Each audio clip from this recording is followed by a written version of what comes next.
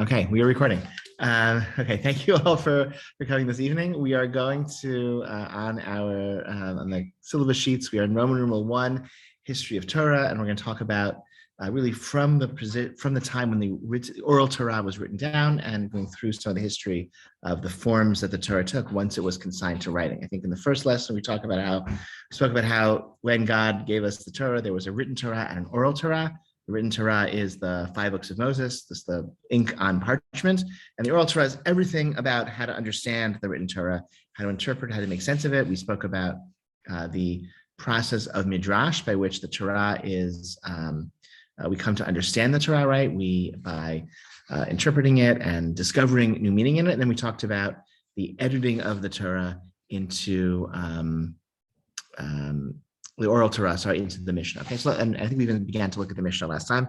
So we're going to look at some of these texts. We're actually, if we were meeting in the shul in person, we'd pull out books from the bookshelf and we'd look at them in a physical form. But we're going to do the next best thing. We're going to look at them in online because there's all these books are now online. We can see them. We can look through them together. So I'm going to share my screen.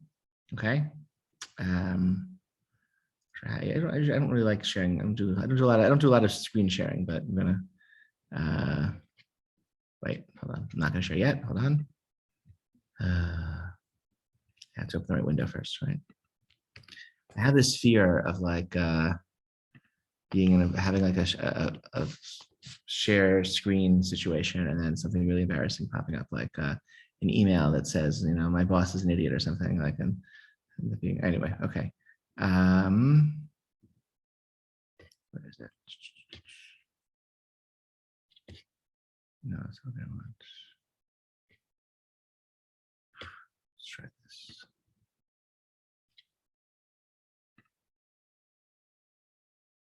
Oh, what's that? Okay. Do you all see the Safaria library in your? Yeah. Okay. So great. Okay. I'm sorry that took longer than it should have.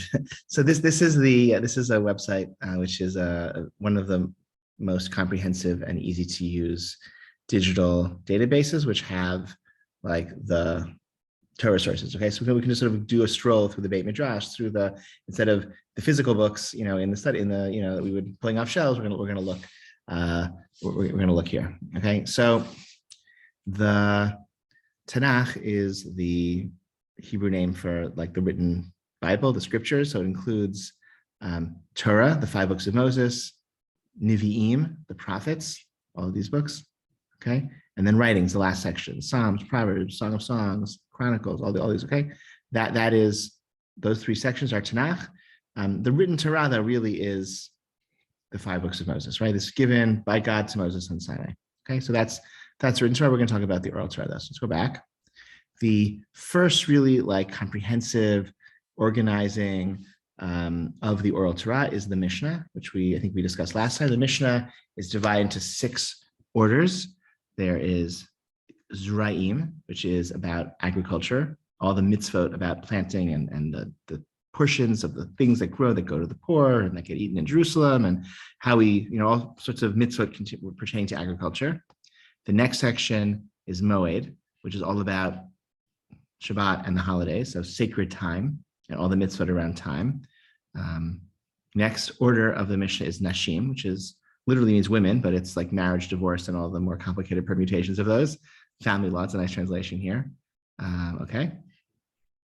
Nezikin is damages. This is, my ox scores your ox, or my beehive is next to your whatever, and is ruining your, so you're something or other, so damages and court procedures, and when the court makes a mistake and things like that, that's Nezikin. Kodshim is about the sacrifices. The Torah has so many mitzvot about special sacrifices, animal sacrifices, and grain sacrifices that were brought in the temple in ancient times, and lots of rules about how they worked, okay? And that's a big part of it. And then finally, we have Taharot, which is the purity laws. The Torah has many mitzvot about but it's often translated as ritual impurity, okay? Like it's a status, okay? A legal status, impurity, tuma, that can attached itself to, is created by various natural phenomenon and bodily functions, and can spread with all sorts of rules from object to object, and impurity prevents someone from entering the temple and prevents somebody from eating sacred foods, temple foods. So today, this whole section is really quite not really practiced, not most of it, but a few exceptions is not particularly relevant, but it's a major, it's 1/6, right? It's a full sixth of these, one of these 6 orders of the Mishnah. So it's a big deal. And just the fact that you couldn't just like walk into the temple, you had to prepare and be conscious of your surroundings and your body and prepare in such a way was a major part of how Judaism was practiced at one point. Okay, 6 orders of the Mishnah. So let's look at some Mishnahs, okay, just to get a sense of what it's like as a genre, okay? So I don't know, here's let's look at now Peya, okay? So Peya is about the Torah says you leave the corners of your field for the poor. Okay, very interesting concept. So it has 8 chapters. Each chapter is divided into several little distinct Mishnayot. 1, 2, 3, 4, okay, 5. All right. So whole question: what counts as a corner? Right. If you give the corners of your field to the poor, how do you know it's a corner or not? If you right, so that's a question that's discussed here. We have issues of if the different shape of your field, how do you figure out what's a corner? I think it's kind of interesting, right? I think it's one of the earlier discussions here. How big does an area have to be? Right? The brothers split an inheritance. So is that 4 corners or 8 corners? Right? You understand the question? 1 field or 2 fields, because they split the inheritance. So that's okay. So lots of important topics for observing this mitzvah that the written Torah tells us absolutely nothing about, but we have an oral tradition, either because we discovered it from the Torah or because we just received a tradition going back to Sinai itself that was just passed down orally, or because the rabbis had to legislate and decide, and added like a fence around the Torah, whatever it might be. The Rabbi Yehuda Hanassi in the year 200 decided this has to be organized better for preservation, and that's what the Mishnah is. So that's let's go back. Let's look at another Mishnah. Okay, let's do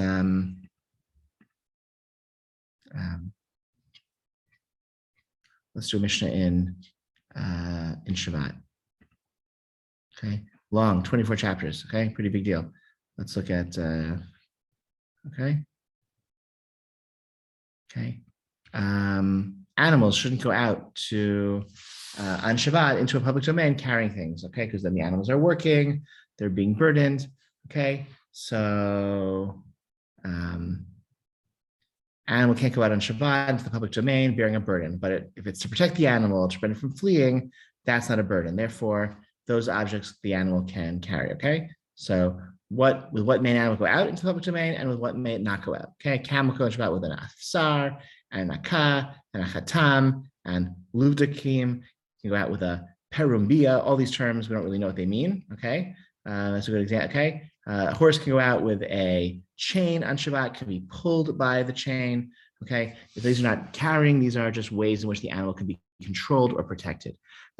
So this is a good example here because the Mishnah is not really sufficient, right? It's not sufficient because we don't really know why the animal can't go out in a public domain with these things. Like the animals don't have to keep Shabbat, or do the animals keep Shabbat? We don't know what all these terms are. Okay, the Mishnah seems to come from a very specific time and place. And so these Arabic words or these Aramaic words? I don't know. Like, what are all these animal things? We don't really know what these words mean. And we don't know where this comes from. What's the origin for these mitzvot? Okay, so the Mishnah, because it's so sparse, it doesn't really. I'm gonna go out of stop share for a minute because I need to like look at some faces. Okay, the Mishnah is the product of a editing, of a winnowing, of a condensing, making smaller, and that gave rise to several hundred years of further discussion. Once you have the Mishnah, that generates questions of how do we know this? What does this word mean? Why is this? What if there's a excluded in case A, the law is X, in case B, the law is Y, but what about case C? That's not discussed. So what's the law there? Further questions, okay? It says this over here, it says something else over there that is kind of different. And so for hundreds of years after the Mishnah was edited, rabbis continued to debate and discuss the Mishnah, and that process eventually gave rise to the Talmud. Okay, that process happened twice. It happened in the Jewish community living in the land of Israel, giving rise to what's called the Jerusalem Talmud, and it happened in Babylonia, which is where most of the Jews lived in the several hundred years following the completion of the Mishnah, and that gave rise to the Babylonian. So the Babylonian Talmud is built on the Mishnah. So a page of Babylonian Talmud, let's look at some Babylonians. Let's go back. I'm going to share my screen again. Okay.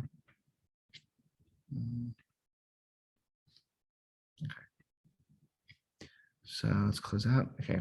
So Talmud. Okay. Babylonian Talmud up on top. You have Jerusalem Talmud. So the Talmud is the record of what people studied in these various Jewish communities, right? It's like a record of the debates of several hundred years of conversation, discussion, and debate around the Mishnah. In Babylonia and in the land of Israel, they actually studied different parts of the Mishnah, and this Talmud was developed over different sections of these different communities. Some of the same ones, when you can compare like the two Talmuds on the same Mishnah, the same topic, but some completely different sections of the land of Israel, that all the agricultural mitzvot were relevant. So they had more to say about them. So that there is Talmud on those agricultural Seder Zraim, doesn't have Babylonian Talmud on most of it, but it does have Jerusalem Talmud on it, for example. Okay, but Babylonian Talmud became the dominant Talmud. Let's look at maybe go in Shabbat. Let's look at chapter 5, right? And it begins, right? Right? Well, how does the Adal go out in Shabbat? How does it not go out in Shabbat? That's our Mishnah, right? And then after the Mishnah, okay, you have Gemara. Gemara means Talmud. Okay? What is a nakah with a chatan? What is that? Okay? So it's a white female camel with an iron nose ring. Okay? And okay, Luvdikim and Prambia, it's a Libyan donkey with an iron horn. Okay, so it's answering some of these questions. And they made some stories, and maybe there's going to be some, do we have the tradition recorded correctly? And some logical questions going to be, this shouldn't be a question about that, because once I know X, I should know Y automatically. Why does the Mishnah have to teach me that? Nothing should be redundant in the Mishnah. Okay, and so et cetera, et cetera, et cetera. And then eventually, after some passages, some pages, eventually, you will end up eventually with the next Mishnah. Okay, you might have pages and pages and pages of Talmudic discussion of Gemara, all revolving around, working through word by word the Mishnah, and eventually, for sure, eventually, as I'm scrolling, hopefully not making you dizzy, you will come to the next Mishnah. Let's find it. Let's scroll until we find it. Ooh. Okay. Sometimes you have a long way to go, right? Well, here we go. Here's the next Mishnah. A donkey can go out with a mardad, a saddlecloth, okay, on Shabbat. So that's the next Mishnah. And then after that Mishnah, there's the Gemara again, okay? And it adding details, okay, refining the laws as it comes down to the Mishnah, asking questions. What are the circumstances? If it says this, that's obvious. That's to be teaching. Must be this other case. That's why it's telling us the situation. Okay, so that's the Gemara. Questions, comments so far? All good. Okay, we're going to take the story further. Ready to go a little further? Okay. So here's what happens. Okay, Gemara is this Babylonian Talmud. Let's do some years. Okay, temple is destroyed in the year 70. In the 130s, there's the Bar Kokhba revolt, a second revolt against the Romans, very destructive. A lot of persecutions occur around that time. Year 200, things are actually doing much better for the Jews in the land of Israel. Rabbi Yehuda Nasi, right, edits, redacts, whatever, the Mishnah publishes the Mishnah. And then you have centuries of conversation. The Babylonian Talmud is completed probably in the 500s. You don't know exactly when or how, but it gets edited together right in the 500s in the great Talmudic academies of Babylonia. Babylonia is, sorry, it's a car alarm right now.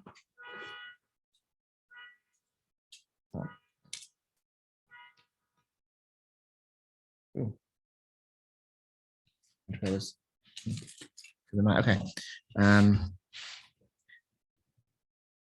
The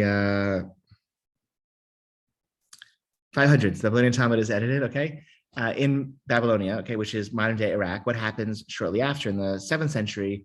Is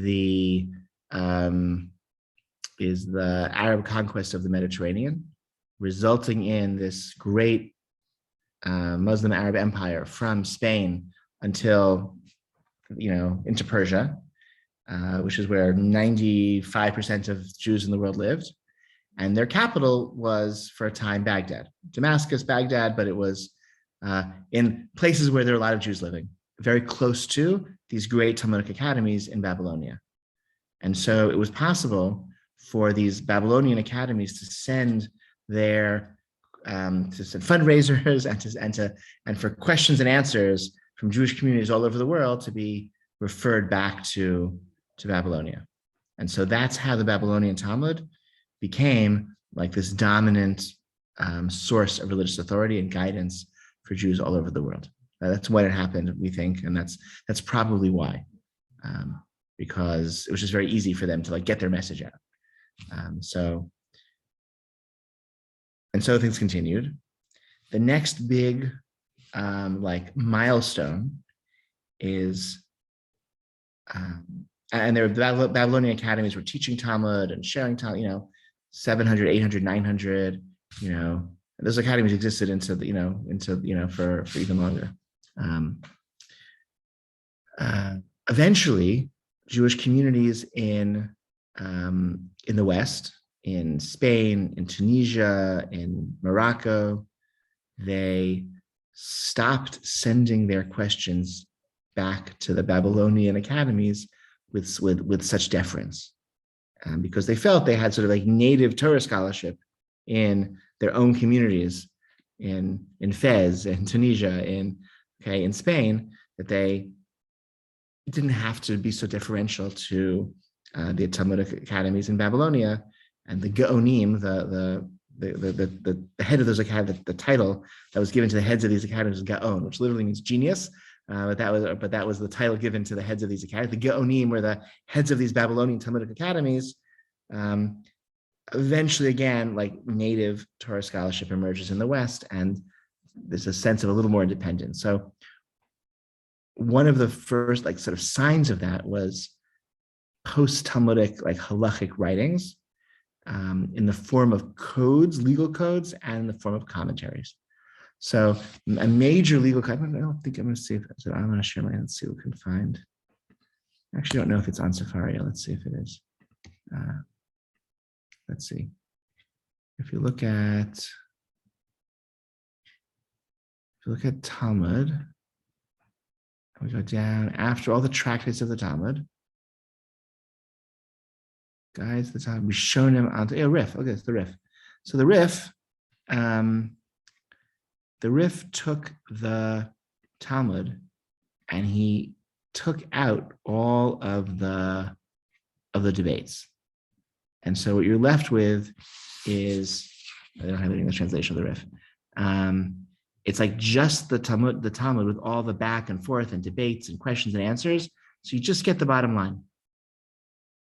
So here's the Mishnah we were looking at, the animal going out, and it just says, what's the nakah, bechatam, right? Rabbi Baruch says, that's the white camel thing with the, okay. So it gives us, it's like a much quicker way, to stop the share, to use the Talmud for practical guidance, which is very hard to do otherwise, right? The Talmud is not a great, because of all the debates and the discussions and the analysis, the Talmud is hard to use if I just want to know, like, bottom line, what should I do? The Riff, that text I just shared, the Riff, makes that, hold on one second.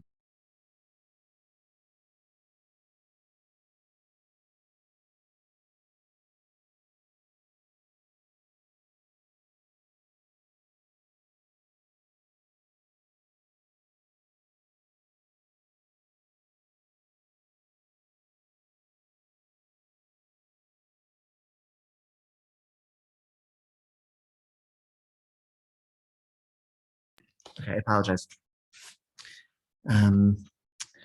So that text I just read, the Riff, who does this, let me go back to share my screen once more. No, I'm not gonna share my screen. Here's what we're trying to do is he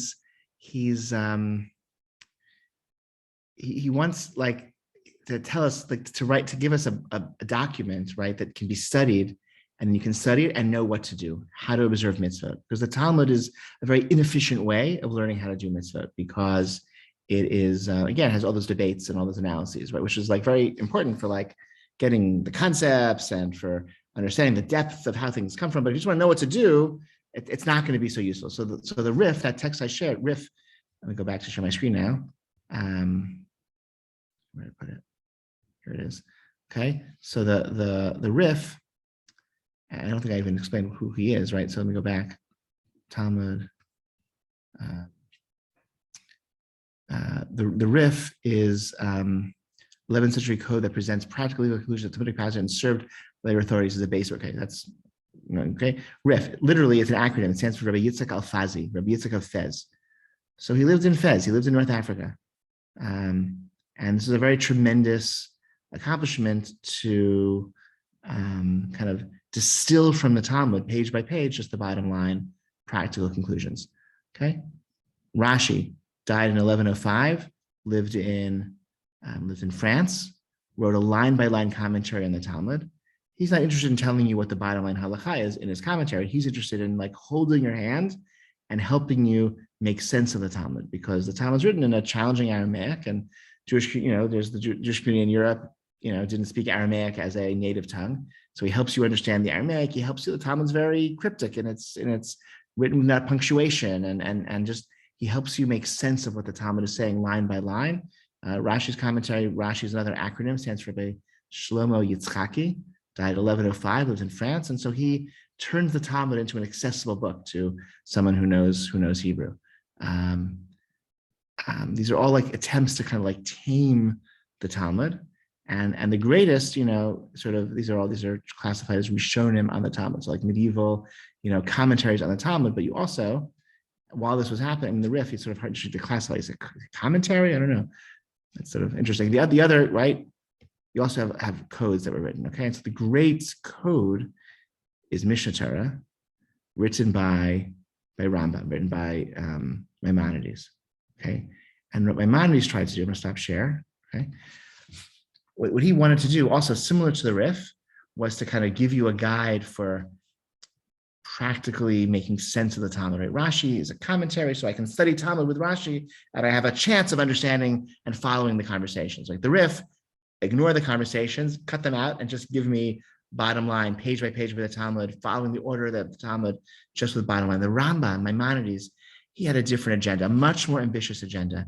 He wanted to replace the Talmud.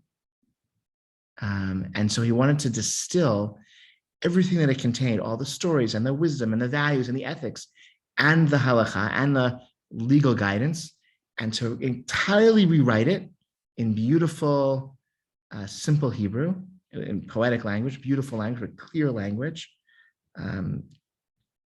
really clear, beautiful, elegant prose, so that the Talmud could be dispensed with.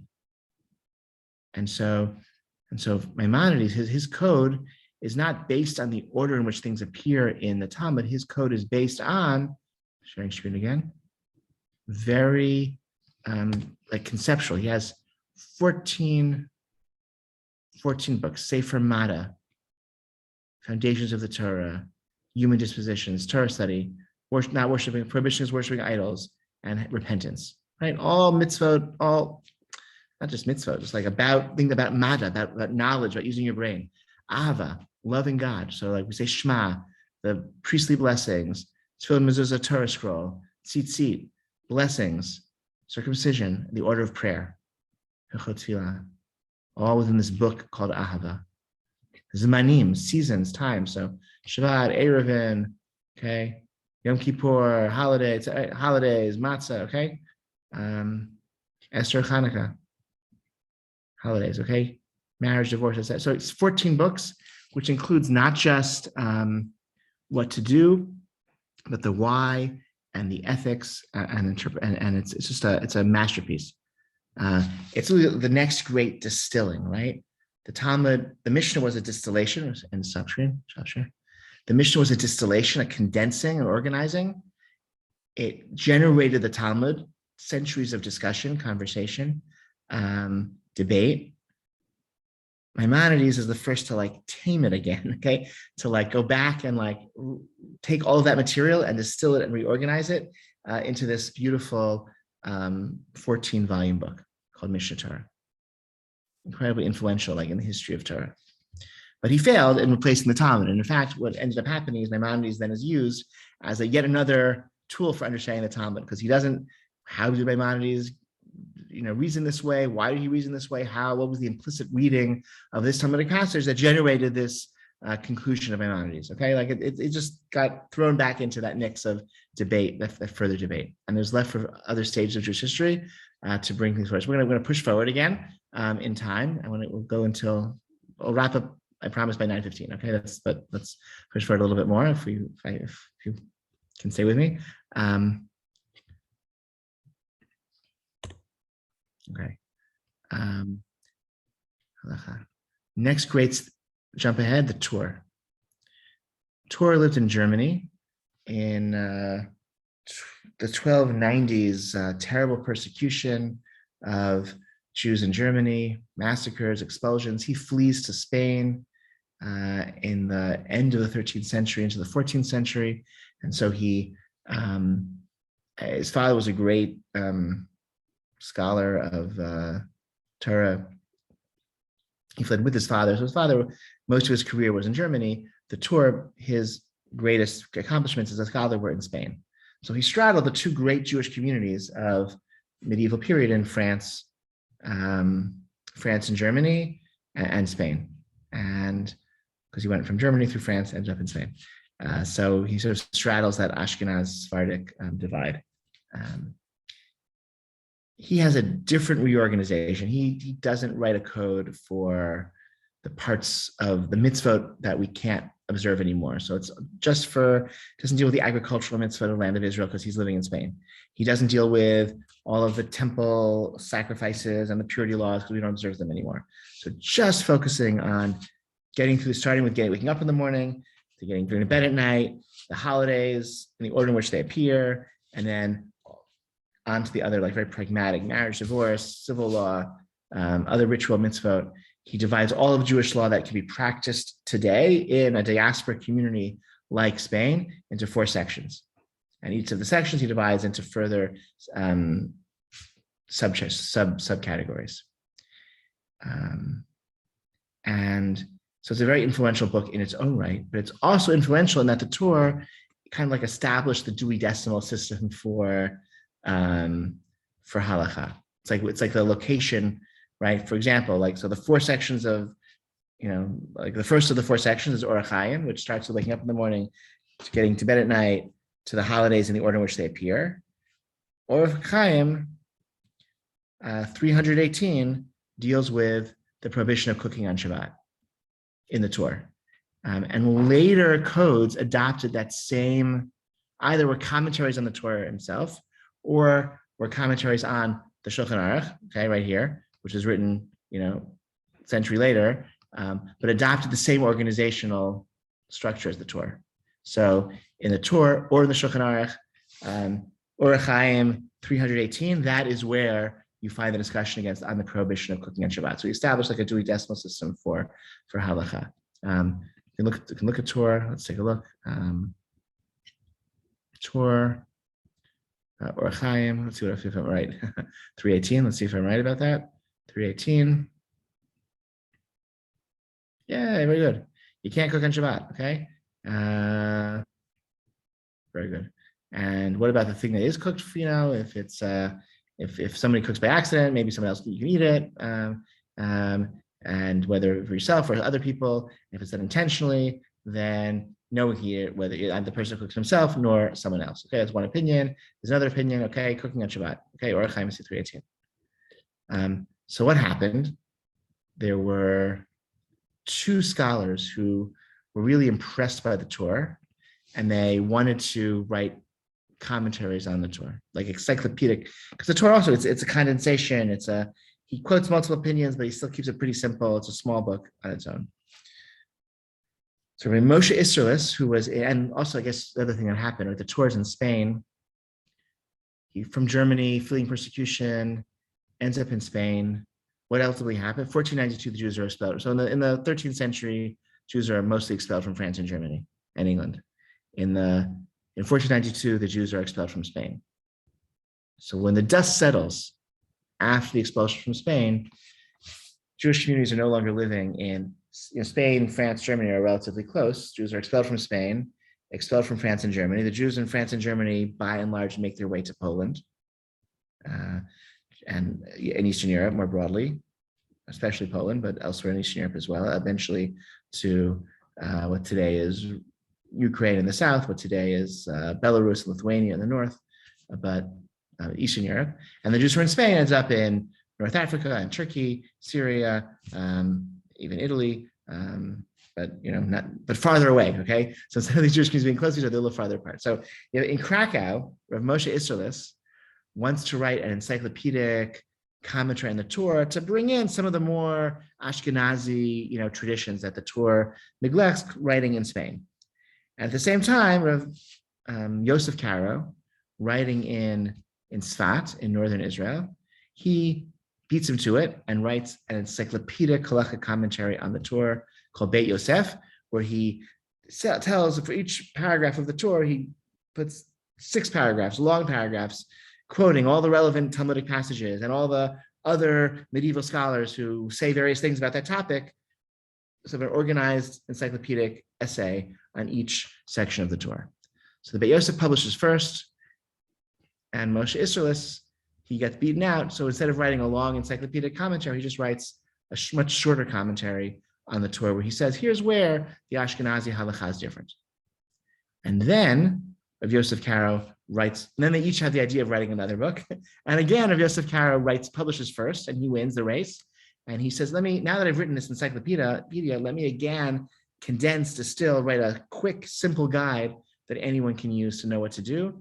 And he calls that the Shulchan Aruch, literally the set table.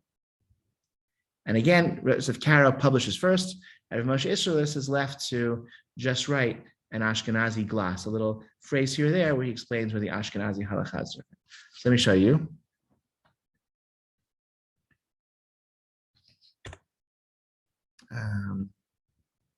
Halacha, Shulchan Aruch, Orach Chaim, that's the section we looked at, 318. Let's go back to that same section there. And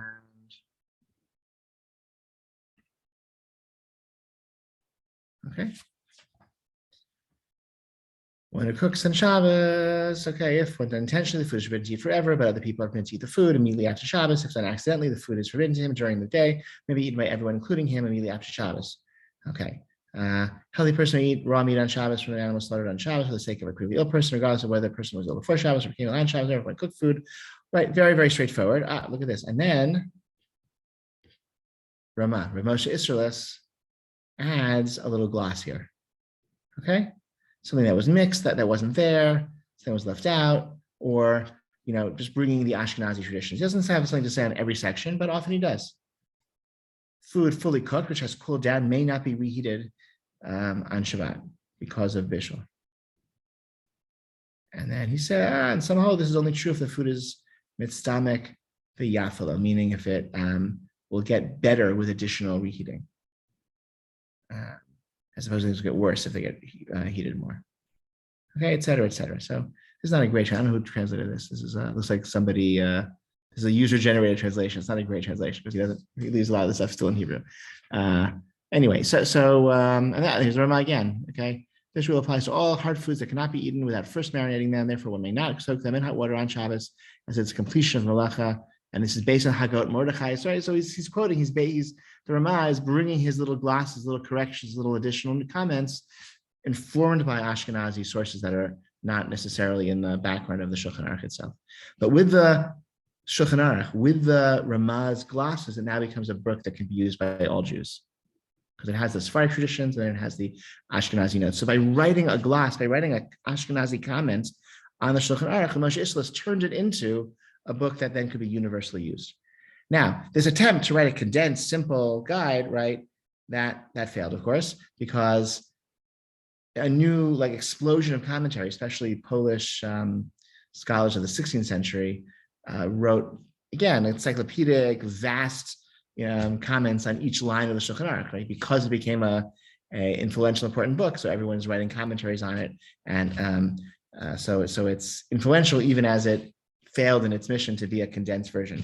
And so what happened? So now in modern times, the last 100 years, there've been a lot of variant books of mostly focused on a topic, one topic at a time. I'm going to write a book about Shabbos. I'm going to write a book about prayer. I'm going to write a book about kashrut. And some of these books are in English, and you've seen some of these books, right? I'm going to pick one topic and distill it and organize it and share it with you, right? Because every time there's an expansion, new cases, new questions, new realities have to be adjudicated. Then there's a need for someone to distill and organize and reprocess to make it easier for you to understand. And once that happens, and that new condensed book then becomes the locus for further scholarship. So just show you, I guess we'll end, let's go back to,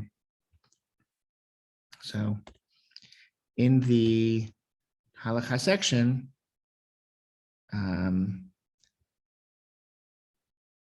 couple of interesting, good works here, but if you just go to the more contemporary sources, modern, so Peya Halacha, very influential, is still being written today.